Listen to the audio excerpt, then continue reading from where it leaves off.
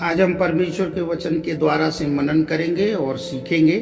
जैसे कि हम लगातार सीखते हुए आ रहे हैं कि परमेश्वर का वचन हमें उपवास के विषय में क्या बातचीत करता है, और हम लगातार सीखते हुए जा रहे हैं। आज हम एजरा की पुस्तक उसका 8 अध्याय उसके 21 से लेकर हम 23 वचन में जो वचन पाया जाता है उसमें हम मनन करेंगे।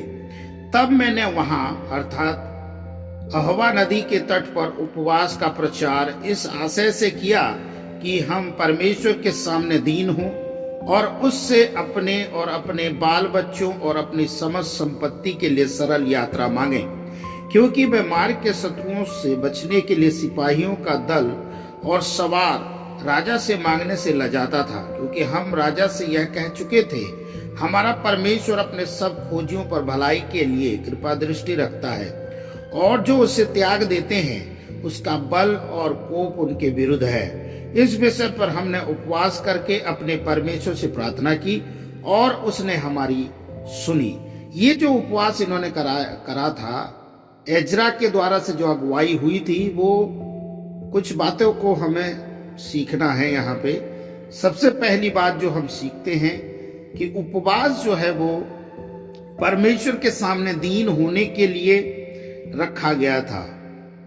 और हम देखते हैं एजरा के द्वारा से ही उनका जो मकसद था, उनका जो आशय था कि ये उपवास जो है करें वो परमेश्वर के सामने दीन होने के लिए। इसका मतलब वो परमेश्वर के सामने किसी प्रकार की टेढ़ाई वाली चाल और किसी प्रकार की दुष्टता और अपने किसी भी प्रकार के पाप जो क्षमा नहीं किए गए हैं वो उस सब चीजों में जीना नहीं चाहते थे। वो परमेश्वर से जो है उपवास इसलिए कर रहे थे उसके सामने में, क्योंकि वो अपने पापों को मान सकें और अपने आप को दीन बना सकें। और जो दूसरी बात है, और उसने अपने और अपने बच्चों अपनी संपत्ति के लिए सरल यात्रा मांगने के लिए जो है हम देख सकते हैं बच्चों के लिए प्रार्थना की गई थी, और बच्चों के जीवन में उनका भविष्य कैसा होना चाहिए।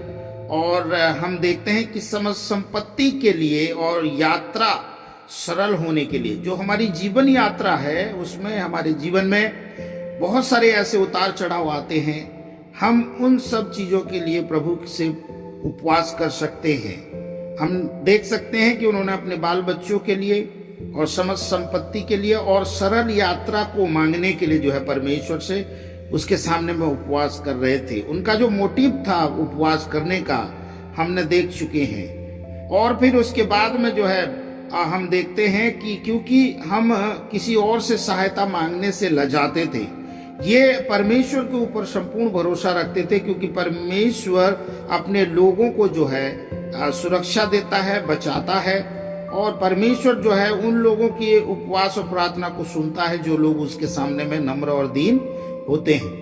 तो एजरा ने हमें बताया कि सहायता मांगने से जो है, सिपाहियों का सहायता मांगने से जो है लजाता था।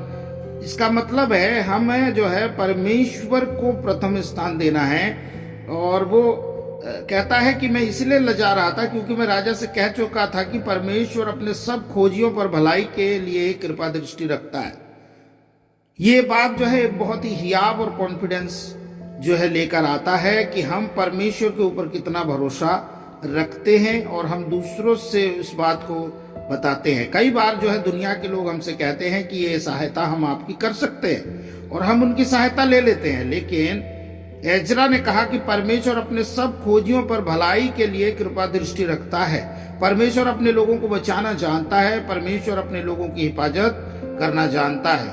और हम देख सकते हैं, लेकिन जो लोग परमेश्वर को त्याग देते हैं, जो लोग परमेश्वर के विरुद्ध में चलते हैं, तो परमेश्वर उनको जो है दंड देता है, उनके विरुद्ध में जो है। और हम देख सकते हैं कि उपवास के विषय में उपवास कर अपने परमेश्वर से प्रार्थना की और उसने हमारी सुन ली। और जब उन्होंने इस प्रकार के मनसा और उद्देश्य को लेकर उपवास को किया, परमेश्वर ने सुन लिया। तो आज जब हम इस प्रकार की मनसा को धारण करते हुए और हम जो है उपवास और प्रार्थना को करेंगे, तो परमेश्वर निश्चय जो है अपने लोगों के उपवास और प्रार्थना को ध्यान देगा और वो सुन लेगा। यहाँ पे 2-3 बातें जो है हमने सीखा है। अपने आप को नम्र करने के लिए, अपने बच्चों के लिए और समस्त संपत्ति के लिए जो सरल यात्रा परमेश्वर से मांगने के लिए और अपने शत्रु से बचने के लिए परमेश्वर के ऊपर भरोसा करना हमें है। और हमें परमेश्वर को जो है इस प्रकार के उपवास जो है हमें करना है और प्रार्थना करनी है। परमेश्वर अपने लोगों की प्रार्थना को अवश्य सुनेगा। परमेश्वर इन वचनों के द्वारा से आप सभी को आशीष दे। God bless you.